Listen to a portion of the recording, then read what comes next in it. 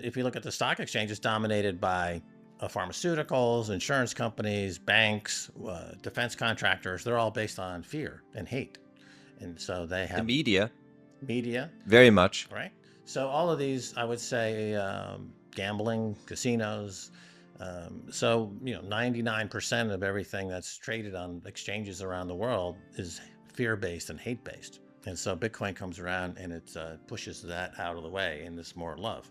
I mean, you have been a foe and a critique of the IMF for a long time, right? And now we have had this situation where El Salvador took back the legal tender status and it's actually the reason why I'm here. That's I decided once, all the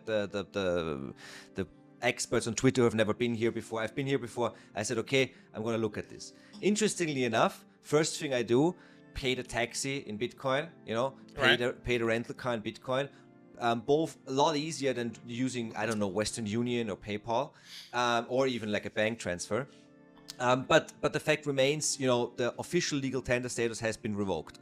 What's your opinion on this? What's your explanation for this? Well, I feel very sorry for the IMF because they're a dying institution and they won't be around five years from now. And as you can see, the country's strategic Bitcoin reserve is added to every day. It's going to be worth $1 billion soon. It'll be worth 3, 4, or 5 billion. And use those funds as collateral to just retire the IMF debt from the balance sheet of the country. I think the president shrewdly took the 3% money now, knowing that the IMF will be gone, 36 months or so. They just won't exist anymore. Bitcoin will have eviscerated the IMF. It's like having a special needs child around with the IMF, It's like you can't just throw them off a cliff. You kind of like say, okay, well, we'll just bear through this. And so it's my approach would be, I think, more cruel. Because, the IMF has a reputation for coming down to these countries and throwing leaders out of airplanes. I suggested to the president that he's throw an IMF guy out of an airplane just to show them, where we stand on the IMF. He said, no, Max, that's too harsh. So I don't think that they don't survive Bitcoin. The IMF does not survive Bitcoin or any central bank. There's special drawing right, which is the currency of the IMF continues to go to zero against Bitcoin. I mean, that's their lifeblood. It's disintegrating before our eyes. So I feel sorry for them because they're in denial. They haven't hit their Bitcoin bottom yet. So they'll end up in the gutter, toothless, homeless. I feel bad for them. They should get onto the Bitcoin before they destroy themselves and their family. Well, everything they say about Bitcoin is at odds with what every other institution in the world is saying. The IMF says that Bitcoin is adding instability in the country, whereas Donald Trump is saying we need Bitcoin to add stability. The IMF is saying, it's stoking inflation, where Donald Trump will say, well, we need Bitcoin to control inflation. So in the U.S. is the biggest contributor to the IMF, or the second biggest contributor to the IMF. So at some point, they're just going to pull the plug on the IMF because they're stupid. What do you think about all those Bitcoin treasury companies? What's happening there? Well, it's interesting. They are adding a lot of demand for Bitcoin. That's nice. But they're also reuniting Bitcoin with the state. And Wall Street. And you've been fighting Wall Street all your life, or almost all your life. Yeah. So I think there's a role in that they're engaged in a speculative attack on Bitcoin, similar to what George Soros did in 1993 when he did an attack on the Bank of England. And I'm sorry, on Bitcoin or the dollar? In George Soros attacked the Bank of England in 1993. Yes. But with a speculative attack. So he was borrowing money from the Bank of England to destroy the Bank of England, as the guy, I guess, kicked out of the ERM. And so that was the kind of a template for a speculative attack. Borrow money from the system cheap because they're keeping it artificially cheap because they're unwilling to deal with inflation in a realistic way. And then use it to, aggressively short sell everything to the point where they have to force them to make an adjustment. And then the difference, on the British pound, he pocketed $1 billion. So with Michael Saylor and the clones of Strategy are engaged in a massive global speculative attack against the dollar principally, but all fiat money, and they are succeeding. to do so. And it's good they're getting rid of the fiat money world. They're accelerating the collapse of central banks. They're accelerating the collapse of states. But they are putting Bitcoin into the hands of, getting away from the purest self custody form of Bitcoin, and you're custodying your Bitcoin outside of self custody. So there's risks involved. So I just like to remind people that there is a risk when you are backing Michael Saylor or these other the clones of Michael Saylor, because you in a risk that you don't have to, right? The beauty of Bitcoin is that you don't need a custody outside of yourself. You can self custody, and that's the purest form of hodling Bitcoin, which is the primary use case of Bitcoin, is to separate money from state. That's the number one use case for Bitcoin. And also, if I hold a lot of Bitcoin, like Michael Saylor or like a state even, I would want people to self-custody, otherwise the value proposition isn't there. Well, yeah, if you think through it, that's true. But I think that right now, Bitcoin is a beautiful technology that turns greed into altruism. That's true. It's right. And so a lot of these people are acting out of pure greed, which is fine. Because that's what got most people into Bitcoin in the first place. Yeah, you come for the greed and you stay for the altruism. You stay for the love, but you come for the greed. So I mean, I say, Bitcoin was sent by God to unfuck our money, and I think God is unhappy with humans because we're destroying his creation. He sent his son, we killed him. So he's thinking, okay, I'll give him one more chance. He sent us Bitcoin. And so this is our last chance. And so he took the thing that we were very susceptible towards self-annihilation, greed, and he converted it into love with Bitcoin. Because the greedier you are, the more it pushes out the fiat money hate. So it's a trick. It's a trick that God is playing on us. The Trojan horse. Yeah. Yeah. Trump is aggressively, going against the Fed. So the mainstream narrative is that he wants to get rid of Powell because he wants, lower rates. Is he actually trying to undermine the Fed because he knows that it's not going to be needed in the future? No. No.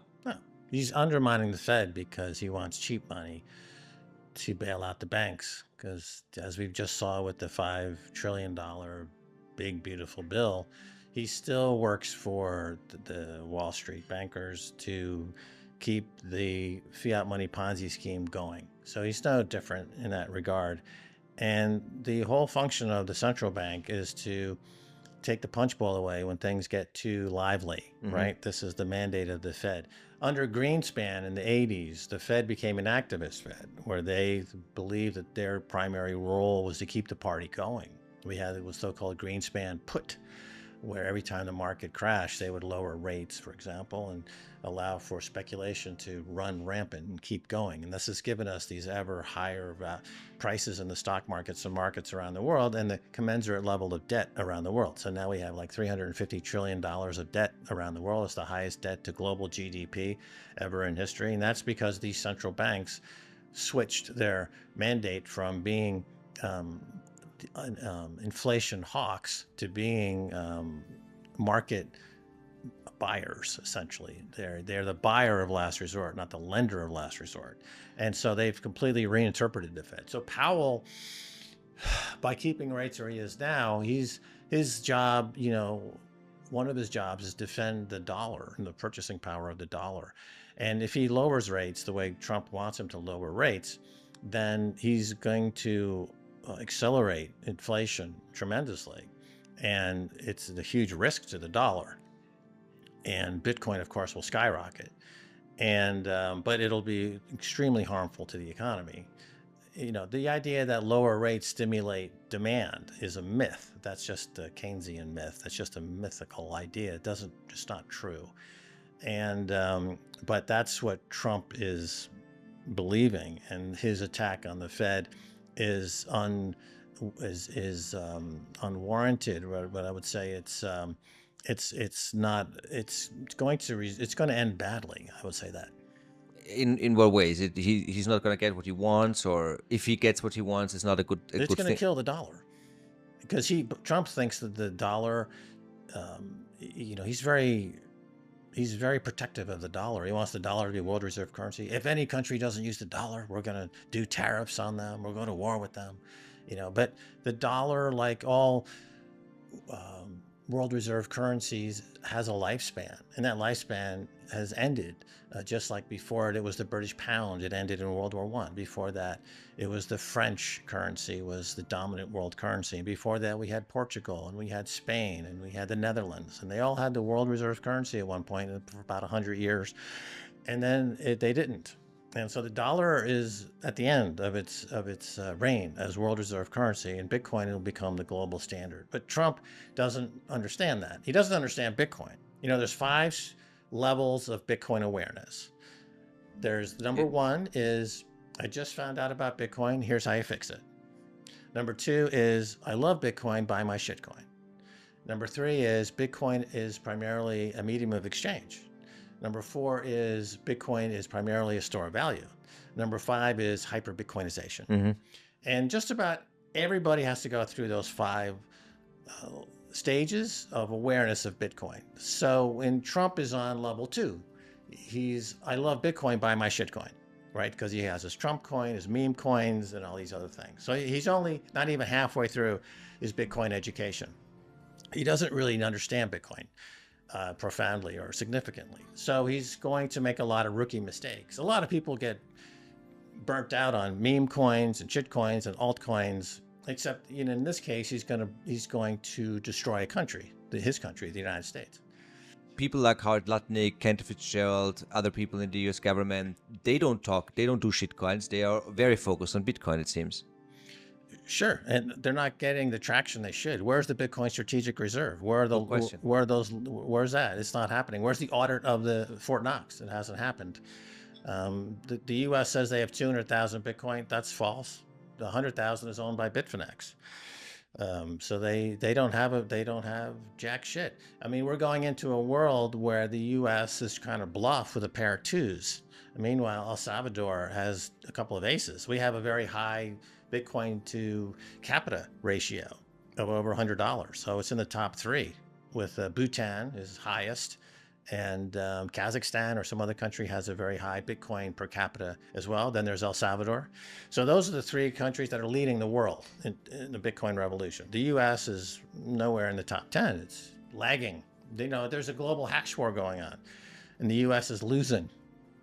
But don't you think this is going to happen still? Well, the reserve, the mining, the energy production, all the things that Trump is talking about. I mean, let's talk. What they just the Genius Act and the Stablecoin Act just got blown out of Congress. They just delayed them. They didn't get through. They're being stalled because they know it kills the dollar. I think a few Republicans understand that the dollar and the Bitcoin cannot coexist. So they are beginning to realize this, and they're starting to hit the brakes in terms of getting some of this stuff passed.